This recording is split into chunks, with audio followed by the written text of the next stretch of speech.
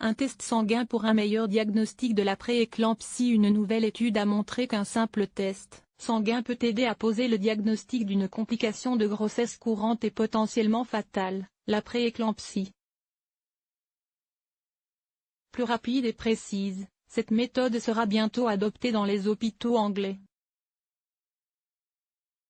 La prééclampsie est une maladie fréquente de la grossesse, qui associe une hypertension artérielle et l'apparition de protéines dans les urines. Si la plupart des patientes accoucheront d'un bébé en bonne santé et se rétabliront rapidement, le syndrome peut entraîner de nombreuses complications, retard de croissance intra-utérin, naissance prématurée, voire le décès de la mère ou de l'enfant.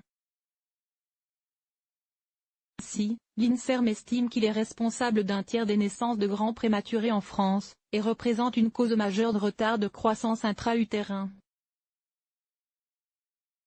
Il reste en outre la deuxième cause de décès maternel en France, environ 20 décès par an, après les hémorragies de la délivrance.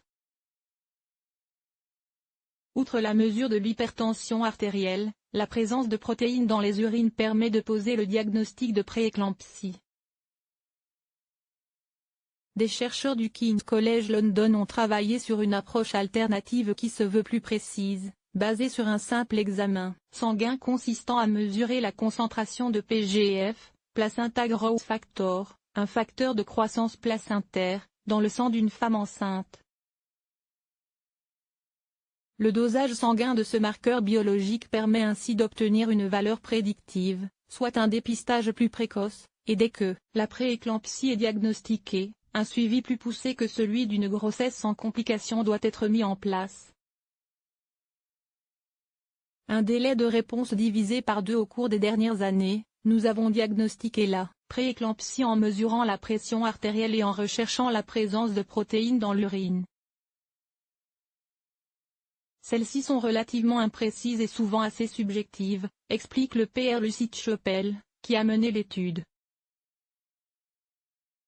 Nous savions que le suivi du facteur de croissance plasmatique était un moyen de détecter la maladie, mais nous ne savions pas si le fait de le mettre à la disposition des cliniciens permettrait d'améliorer les soins prodigués aux femmes.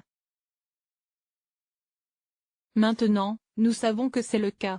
Entre juin 2016 et octobre 2017, l'équipe scientifique a recruté 1035 femmes soupçonnées de prééclampsie dans 11 maternités du Royaume-Uni. Les participantes ont été assignées à 2 groupes. Les résultats du test PGF ont été communiqués à l'une des équipes cliniques, mais pas à l'autre. Il a été démontré que celui-ci divisait par 2 le délai moyen de diagnostic de prééclampsie sans causer plus de cas de naissance prématurée. De nombreux tests ont été mis en pratique sans évaluation solide. Cette fois, nous avons évalué ce nouveau test et montré qu'il améliorait les soins et les résultats pour les femmes enceintes et leurs bébés, conclut le Pr Lucid-Chopel. En réponse à ces conclusions, le National Health Service, le système de santé anglais, a annoncé que cette méthode de diagnostic sera généralisée au sein des hôpitaux. Ce test sanguin innovant, décrit dans cette nouvelle étude, aide à déterminer les risques de prééclampsie pendant la grossesse, pour permettre aux femmes enceintes de recevoir plus rapidement les soins appropriés ou à l'inverse de réduire ce délai de soucis inutiles, indique dans un communiqué le Pr Tony Young, responsable de l'innovation au NHS England.